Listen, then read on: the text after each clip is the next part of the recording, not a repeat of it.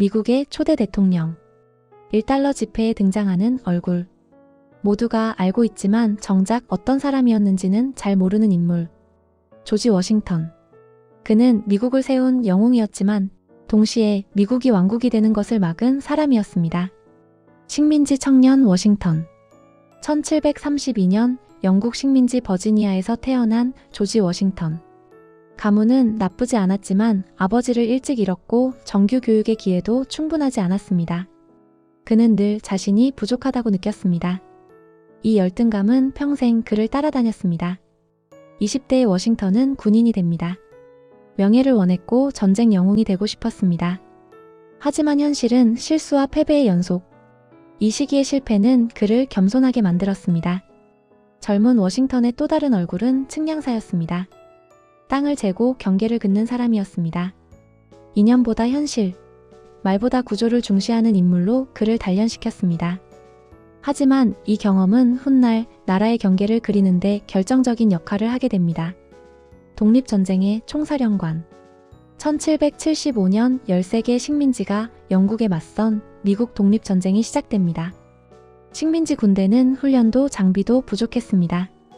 식민지에는 각 지역 민병대만 있는 상태로 전쟁을 이끌 사람이 없었습니다. 그때 총사령관으로 선택된 인물. 조지 워싱턴.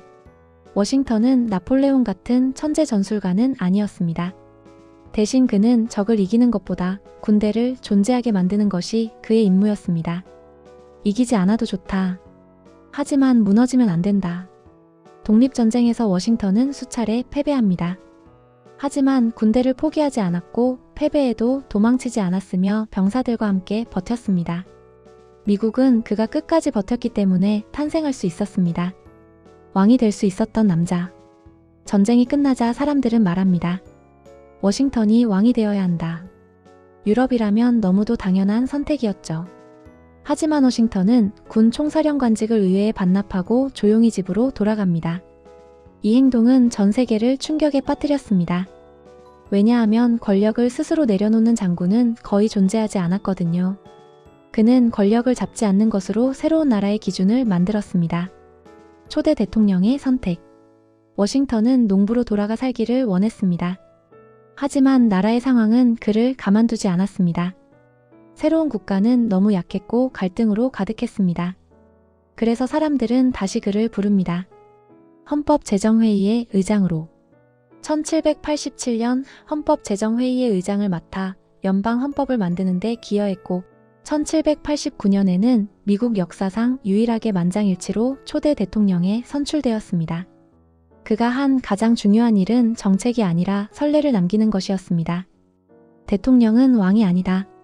권력은 제한되어야 한다. 임기는 끝나야 한다. 당시 미국에는 대통령 임기 제한이 없었습니다. 워싱턴이 원했다면 평생 대통령도 가능했죠. 하지만 그는 2번의 임기 후 다시 스스로 물러납니다. 이 전통은 200년 넘게 미국 민주주의의 뼈대가 됩니다. 조지 워싱턴. 대통령으로서 국가의 뼈대를 세우다. 강력한 중앙정부를 세우다. 국가는 느슨해서도 무서워서도 안 된다. 독립 직후의 미국의 중앙정부는 힘이 약했고 각 주는 각자 움직이려 했죠. 워싱턴은 분명히 인식합니다. 대통령은 행정부의 수장이다. 연방정부는 주정부 위에 존재한다. 그러나 권력은 분산되어야 한다. 워싱턴은 권위를 행사하면서도 독재처럼 보이지 않도록 조심스럽게 균형을 잡았습니다. 그가 만든 건 강한 대통령이 아니라 신뢰받는 정부였습니다. 국가 부채를 연방이 책임지고 조정. 전쟁은 이겼지만 미국은 사실상 파산 상태였습니다. 그러나 워싱턴 정부는 미국은 모든 부채를 전액 상환한다고 선언합니다.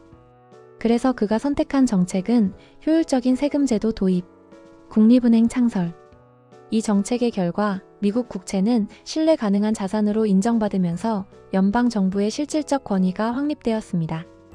탕평 인사. 워싱턴 시대의 미국은 이미 파벌로 갈라지고 있었습니다.